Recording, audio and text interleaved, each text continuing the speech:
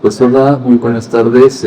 Pues es un gusto, un placer estar aquí. Gracias al Centro Cultural Juan Rulfo por invitarnos y pues auspiciar, organizar esta presentación del libro de Quetzal.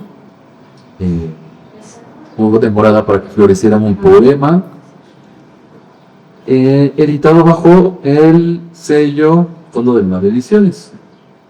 Y pues bueno, antes que nada me gustaría como dar una plática respecto a mi vida con Kenzo, ¿no? O sea, no recuerdo cuándo conocí a Kenzo, porque mi mente es muy difusa.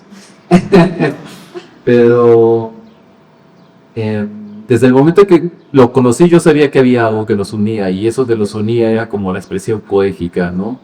Y pues a partir de la primera vez que nos vimos ya nos empezamos a juntar mucho más, empezamos a andar de aquí para allá en eventos de poesía. Y respecto a sus poemas, lo que me parecía muy curioso es que Kenzo siempre traía sus poemas en un encargolado, picopias, y yo le decía, ¿ya cuándo vas a sacar un libro? ¿Ya cuándo vas a sacar tu libro? ¿No? Y Kenzo, pues, no sé, como tal vez un poco primerizo, me decía, pues es que no sé cómo sacar el libro, no tengo una idea de cómo hacer el libro, ¿no? Y entonces me gusta sentirme un poco padrino de este chamaco libro, No hemos. porque yo le hice la conexión como con la editorial y le ayudé un poco como a seleccionar poemas, ¿no? Y a decirle, a ver, vamos a hacer un libro, incluso yo te voy a escribir un prólogo para tu libro, y también Daniel Peñalosa le escribió otro prólogo para su libro, como alentándolo, ¿no? A decir, pues ya no andes con tus copias, haz las cosas bien, ¿no? Y eso nos pareció pues muy bien, y eso solo es un comentario introductorio. Me gustaría darle la palabra ahora a Daniel Peñalosa, que nos diga también un poco pues, de la vida, confieso. Yo tampoco tengo muy claro el momento exacto en que nos conocimos, pero recuerdo muy bien una ocasión que fuimos a la Juanita Coffee Shop y ahí te escuché recitar y tú también me escuchaste y creo que al final congeniamos, platicamos y pues como siempre que tenían una super pedota y ya dijimos a huevo, pues ya, pues somos compas. Y hemos vivido, me invitaste también a los poetas subterráneos. Claro, es un colectivo que intentamos hacer con varios artistas, no solo poetas. Hay músicos, Tim Sánchez, eh, Tamara, estaba el señor Arturo, que no pidió un apodo de hoy, y era el promotor cultural. Incluso, pues todavía sigue ahí en la idea de, pues este colectivo que se llama Poniente Subterráneo. Sí, y de ahí empezamos a jalar y como que congeniamos bastante, nos entendíamos en muchas cosas y pues al final también la fiesta nos unía mucho, ¿no? Así es. Y creo que hasta la fecha. Entonces creo que básicamente es eso, así fue como empezamos. A mí también la verdad me da mucho gusto y otra vez te vuelvo a felicitar por tu libro. Gracias. Me da mucho gusto que lo hayas sacado. Gracias. Y también muchas gracias por haberme invitado con el prólogo. Y bueno, yo escribí un texto que en unos momentos vamos a leer, Claro. y que es justo sobre tu libro, la lectura que hice de tu libro.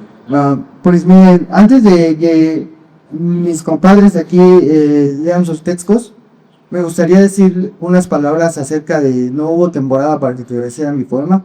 Justamente como ya lo venimos mencionando, este libro ocurrió gracias a un amalgamiento de pues nuestro andar, nuestra amistad, pero más allá de eso, creo que la poesía nos conectó, nos unió, y pues sin duda alguna, gracias a este libro que sale ahorita, ahora sí que a la presentación, pues es mucho gracias a ellos. La verdad es que no tengo palabras para agradecer justamente pues toda la virtud pues que gracias a ellos se hizo esto posible. Así que pues si gustan. Bueno, antes de pasar a los textos, me gustaría comentar un poco más como de ese movimiento del Poniente Subterráneo. Ese movimiento surge como una respuesta ante la poesía súper academizada, ¿no? Que decimos, creo que nosotros estamos muy en contra como de esta parte de esos poetas que viven muy ajenos a la realidad, una muy cerrada, ¿no? Porque decimos, o sea, vivimos en este país con todo lo que pasa, ¿no? Con todos los asesinatos, toda la violencia, etcétera, y que se nieguen a verlo y expresar una belleza que es, de cierta manera, no trascendente, que es efímera, ¿no? Porque se basa en sus chaquetas mentales. Entonces creo que por eso nos juntamos para decir, a ver, vamos a ponernos en contra de esto, ¿no? A decir la realidad como tal es, y pues sí, tomando muy del centro o del corazón de la poesía de los Dilis, ¿no? Pues que a Kenson empezó los Dilis. De hecho, tenemos un juego en el cual a mí le dicen el Burroughs, porque soy el viejo amargado que le gustan las pistolas. Él es como un poco el Alec Gisbert de Zumpango y él es el Kevat de Coajimalpa. Entonces, creo que sí tiene mucho ese juego que ver. Y bueno, ese movimiento también pues está ahí justo porque es una respuesta a eso, ¿no? Y pues hemos tenido varios recitales y los hemos presentado, de hecho, en lugares que no son, digamos, convencionales para la poesía. O sea, la primera vez lo presentamos en una hamburguería. Después nos presentamos en una cantina ahí en Tacuba. Y después otra vez en otra hamburguería. Creo que los lugares aquí nos llaman. Y así ha sido. No sé si antes de pasar a leer tu texto quieras decir algo más como del movimiento, como de nuestro posicionamiento respecto a... David. Bueno, sí, de hecho, justo se me hace muy raro que estemos reunidos aquí hoy, porque no hay pisco, ¿no? Pero sí, creo que, por ejemplo, Kenzo y yo no tenemos una formación literaria como tal, venimos de otras carreras y llegamos a la poesía, pues, como de una forma indirecta, ¿no? Por mero placer, por mero gusto, por interés genuino. Y esto también se nota tanto en la forma de escribir el piso como en la mía. Y no, tú si tienes una formación literaria como tal, pues también rompes muchos moldes, ¿no? Bueno, porque de hecho la carrera que yo estudié y Artura, yo no aprendí ni mal, y la verdad, la mensa. Yo creo que más bien lo que me dio fue de cierta manera ciertos contactos, digo, en saber dónde moverme y saber qué es lo que yo no quería hacer, ¿no? Que veía a los poetas de academia y decía, yo quiero hacer eso, y siempre nos llevábamos mal, incluso, ¿no? Mis maestros así como que me odiaban y yo los odiaba, porque siempre les respondía con argumentos sólidos lo que ellos no querían ver. Sí, bueno, en ese sentido creo que también un poco del sello de los tres es como, justo como decíais ahí, lo antiacadémico, ¿no? Fuera de este molde de la literatura formal, académica, dentro del canon literario aceptado y estas cosas. Y eso es lo que me agrada mucho de lo que tenemos entre los tres. Y espero que cuando lean el libro de Kenzo puedan notar eso y puedan encontrarse con ese tipo de poesía que está rompiendo un molde que no está respetando esas reglas, pero no porque sea mala o porque no lo pueda hacer, sino porque es rebelde, porque es contestataria y porque tiene ese espíritu, ¿no? Creo que... Sí, tiene una posición política muy marcada. Y bueno, vamos a pasar por la lectura de nuestros textos porque sí preparamos algo para Kenzo. No, gracias a ti. Este texto se llama Mi vida con Kenzo en la esquina de los Piedrosos. A ciencia cierta, mi vida se resume a retazos inconexos de momentos buenos y malos, y otros más allá del bien y el mal. A decir verdad, no recuerdo exactamente cómo llegó Kenzo a mi vida. Sin embargo, les puedo asegurar que desde el primer momento que nos conocimos, en nosotros ya bullía un sentido de hermandad y camaradería tal cual los Dilis de antaños. Tal vez porque ambos poseemos ese fuego rebelde que nos incita a la autodestrucción, como el acto más radical de protesta ante un sistema que nos quiere como meros nodos o baterías para alimentar su eterno ciclo de producción y consumo. Tal vez porque la poesía conforma para nosotros una forma de estar en el mundo, de habitarlo, diseccionarlo, sufrirlo y sobre todo cantarlo. Cantarlo con esa humilde arrogancia del artista del hambre, a quien no le queda más que ser en sí mismo la herida que lo consume, pero una herida bella o terrible, y sobre todo trascendente, porque toca las fibras más profundas de la humanidad. ¿Y es que acaso no es este cúmulo eléctrico de potencias insurrectas lo que llevó a los poetas de la historia a escribir sus más grandes obras y manifiestos? Desde los monjes goliardos abandonando la universidad para irse a cantar en las tabernas, pasando por los serbios y sabios chinos, Po y Wang Wei, hicieron de sus versos etílicos una alabanza a la naturaleza. Los ladrones europeos, Salvatore Rosa y François Villon, que se animaron a inmortalizar sus iras descaradas hasta llegar a los locos vanguardistas, Jean Cocteau y Antonin Artaud, que hicieron de lo distinto y lo grotesco sus poéticas, pasando por los revolucionarios Bertolt Brecht y Vladimir Mayakovsky, que a través de la palabra se cantaron contra el totalitarismo y por supuesto las vanguardias latinoamericanas, los sánsicos, Laura Celo, los infrarrealistas, los nadaístas, Nicanor Parra, Pablo de Roca y un sinfín de guerrilleros de las letras que nos preceden y que han demostrado que el inconformismo y la innovación van de la mano. En todo caso, la poesía contiene en sí misma dos cosas. En primera, un inherente rechazo ante todas las convenciones en su aspiración a la locura, y en segunda, y no más importante, un intrínseco sentido de comunidad. La poesía aspira a la locura porque desarticula las funciones del lenguaje convencional para ser simplemente, en sí misma y dentro de sus propias lógicas. La poesía contiene a la comunidad porque somos el acervo de todos los otros aquellos que hemos escuchado, leído y con quienes hemos compartido. Dicho esto, la poesía de Kenzo es única en sus delirios gracias a la espontaneidad y la soltura con la que se escribe, y es que a nosotros la poesía nos llama como un eco que surge desde la intimidad del universo o un ángel que nos susurra detrás de las orejas. Escribimos andando en la oscuridad de la noche, escribimos en medio de la danza ebria de la fiesta, escribimos entre el humo de los piedrosos mientras esperamos el pase en el culto, escribimos y escribimos, nuestros cabellos se obsidian a Toshiwitsi. En la poesía de Kenzo se habla y se escuchan las voces de sus lecturas, sus influencias y sus amigues. Ahí podemos encontrar entre líneas la virtud dármica de Kerouac, las consignas revolucionarias de Miguel Hernández, los versos monosos del trolebús, la cábula de Dean Sánchez, el ingenio de Daniel Peñalosa, incluso algo de mis metáforas salvajes. En fin, solo quería decir que si no queremos ver a las mejores mentes de nuestra generación destruidas por las lógicas del capitalismo y la precariedad, leámoslos, apoyamos su día con día con algo de deferencia, y si los tenemos de frente, invitémosles a gozar a disfrutar el goce, a compartirlo. Seamos más humanos con ellos, mirémoslos a la cara, seamos más humanos con nosotros mismos también. Dejemos de lado las lógicas del poder blanco, de la segregación, del nepotismo, del clasismo racista, hagamos tribu y manada una vez más, colaboremos, juntémonos para llorar las desgracias y celebrar los pequeños trucos, o la tranquilidad de simplemente estar y existir, y sobre todo, dejémonos salvar y salvemos a la poesía. Gracias. Bueno, gracias, ya llevó el editor del libro y de la editorial, uno del Mar Ediciones, Eduardo Laín. Pasamos al texto de Daniel y después unas palabras de Eduardo. Gracias. El que yo describí se llama Entraña de Poeca. Bueno, empiezo diciendo que la verdad sí lamento mucho no estar lo suficientemente ebrio para la presentación de este libro. Esperaría que alguien de mi público sí lo estuviera, pero dudo un poco. Pero bueno, hace días que Enzo y yo hablábamos por teléfono y en algún punto conversamos sobre su poesía o su forma de escribirla. Recuerdo bien sus palabras para describirla. Yo boxeo, me dijo. Y la verdad es que este libro le da la razón por completo. Abrir estas páginas significan dos cosas para quien lo lee. Una es el equivalente a subirse a un ring y la otra es entrar a la entraña de un poeta callejero. En estos poemas hay una claridad que se agradece, porque la literalidad de los versos nos deja imágenes sólidas. Que eso nos salva de ese lenguaje crítico que exige ser casi la reencarnación de Borges para saber qué va la cosa. Y no podría ser de mejor forma, porque la suciedad de la realidad que hay en sus versos necesita verse claramente.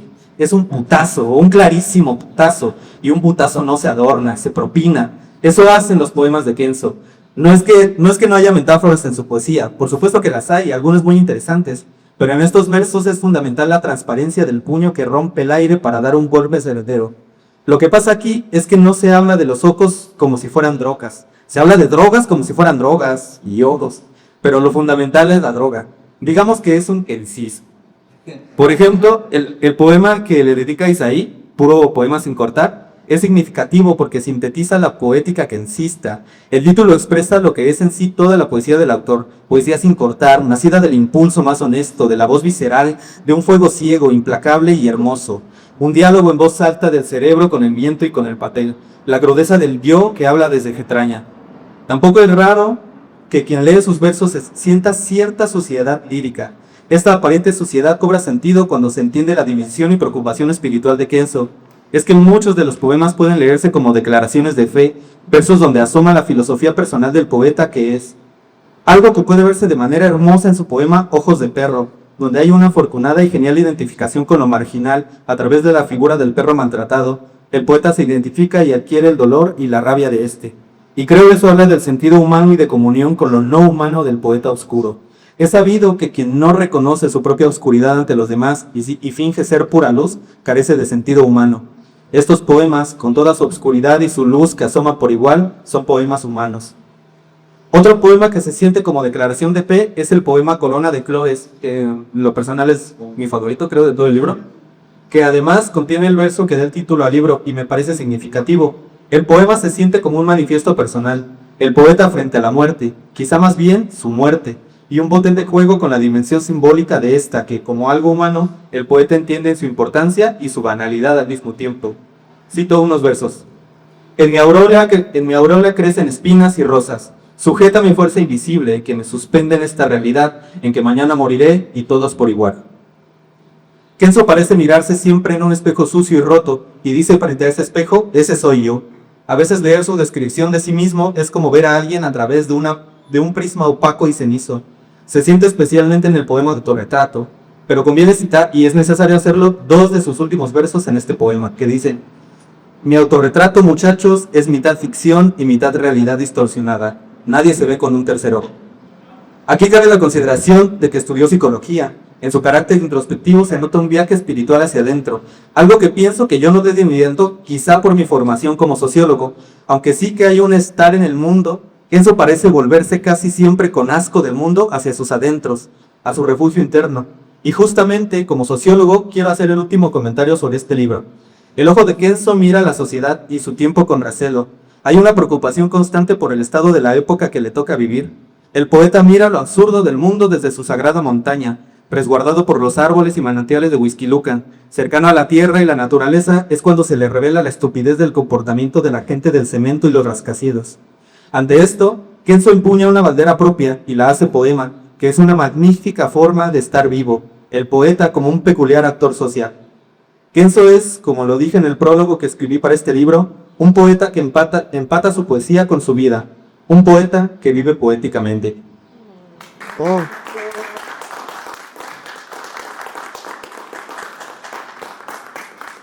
Me van a creer. Sí, bueno, soy Eduardo Laín, el editor de Fondo del Mar y el editor de este libro de Kenzo. No hubo temporada para que floreciera mi poema. Y bueno, me da mucho gusto estar aquí presentando este libro hoy con ustedes. Muchas felicidades, Kenzo. Gracias. Todo prestado. Bueno, escribí algo que voy a leer. Sí, bueno.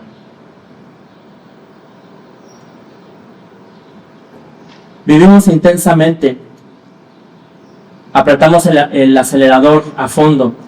Todos los días es una fiesta impregnada de smog y vasos rotos. Vamos de cantina en cantina, de amanecer en amanecer, tambaleándonos por las calles con los focos rotos y algo más que la mirada hecha trizas. Pero mientras tengamos amigos, tendremos donde llorar, sin importar si estamos quebrados o con la boca rota o con gonorrea. Si algo me gustó desde el principio del libro de Kenzo, es el valor que le otorga la amistad. Prácticamente todos los poemas están dedicados a alguno de sus amigos, familiares o personas que en el camino le han ayudado de algún modo. Así, este libro no solo es de Kenzo, es también de todas las personas a las que van dedicados los poemas de este libro, que queriendo o sin querer han formado parte de las aventuras de Kenzo en esta ciudad monstruo. ¿Qué pasa cuando la vida te golpea de lleno con su martillo implacable? ¿Qué pasa cuando la suerte te abandona y solo quedas bailando a medianoche con las paredes del cuarto y una silla? ¿Qué pasa cuando la tierra se abre y lejos de tragarte te escupe a la cara? ¿Qué pasa cuando el amor es tan grande que hace falta corazón que lo soporte? ¿Qué pasa cuando el nirvana es ir en un camión ebrio en busca de tu soledad en la Carmelita? Bueno, cabe decir que un paréntesis aquí. Esta es la segunda presentación de Kenzo. La primera fue en una pulquería, como debe ser, en la Carmelita, ahí en el centro histórico. Y bueno, esta era una alusión a ese lugar. que bueno, ya no queda muy bien aquí, ¿verdad? Pero bueno, en fin. Luego el paréntesis. ¿Qué pasa cuando el nirvana es ir en un camión ebrio en busca de tu soledad en la Carmelita? Y en vez de eso, la existencia te regala el abrazo de 2 o 3 amigos, pulque y felicidad ante el abismo. Pasa Kenzo. Eso es lo que pasa. A Kenzo no le interesan los reconocimientos o los premios literarios. Le interesa la vida y su amplitud, su exuberancia, su exceso. La escritura de Kenzo es rabiosa y tierna, viajera y alcohólica, intensa y drogadicta, pero siempre honesta. Bolaño decía que la inmortalidad solo es para los desgraciados y el plástico. Es cierto. Todos estamos condenados al fracaso y al olvido. Ante la intransigencia de la muerte, solo nos queda algo por hacer. Vivir al límite, experimentarlo todo y quererlo todo, amar la vida sin pretextos ni condiciones, hasta que la irremediabilidad de la mortalidad nos sorprenda en el siguiente encuentro carnal con la existencia. Nos elevamos todos en este zen de la ciudad con cocaína. Un libro es el testimonio de que seguimos vivos a pesar de la nostalgia o el trauma, a pesar de las constantes decepciones que somos y nos hacen, a pesar de las deudas eternas y de las cuentas sin pagar, a pesar de la brutalidad del cielo que se cae a pedazos, a pesar de que nos vamos soltando de las manos, a pesar de las horas extra que pagamos para sobrevivir otro día, a pesar de haber perdido a Dios en nuestra última apuesta y pisotear una y otra vez al amor como si fuera una avenida. Un libro es el testimonio de que seguimos vivos a pesar de todo y de que seguimos encontrando poesía en esta perra vida a altas horas de la madrugada, ladrando entre nuestros labios partidos y el siguiente sorbo de cerveza, y damos gracias. Felicidades, Kenzo, por este libro, por esta presentación. Seguimos. Felicidades, Kenzo, igual, pues nada más felicitarte que estás aquí. No sé si quieres decir algo más, si sabes o sí. Bueno, pues bueno, un aplauso otra vez.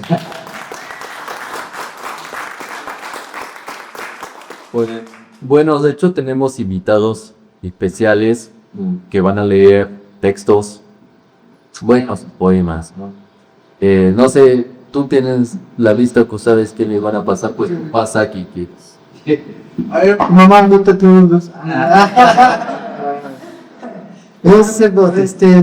Me gustaría invitar aquí al vecindario a un gran amigo que me llevó a conocer un nuevo amanecer, un nuevo modo de ver la vida, un nuevo modo de sentir la vida, que justamente me llevó hasta las montañas, hasta las nubes. Se llama Octavio Sepúlveda, por favor.